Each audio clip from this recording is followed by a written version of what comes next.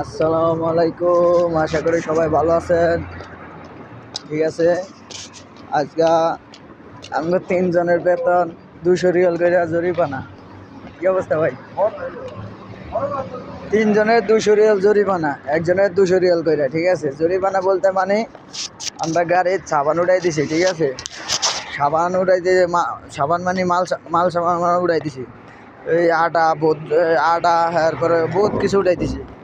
উড়াই দেওয়ার পরে আমরা তো মনে হয় যে বিল ফুরুজ খালাস মানে টাকা দিয়ে দিছে।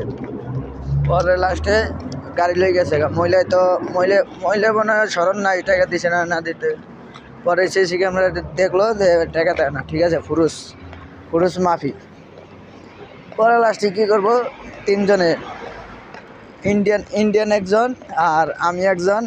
ঠিক আছে, আর আরেকজন হলো সুদানি হলে একটা দেশের নাম। ঠিক আছে, অনেকে জানে না। ঠিক আছে, এটা হলো আফ্রিকার লগে পড়ছে দেশ। যেরকম আমাদের দেশ বাংলাদেশ, অগর দেশ হলো সুদানি। এরকম ওই সুদানির 200 রিয়াল জরিমানা, আমার 200 রিয়াল জরিমানা, আর হলো ইন্ডিয়ানের 200 রিয়াল জরিমানা। ঠিক আছে, এখন যদি ঠিক আছে, যদি মহিলা যদি স্মরণ থাকে তাহলে মহিলাদের তাহলে দিয়া যাবে। আর যদি না থাকে, যদি মনে হারামি থাকে তাহলে খালি করলি এটি পকেটেতেন দিতে হইব। এই আর কি। দেখ, ভালো থাকেন, নামাজ পড়তে যাইতেছি।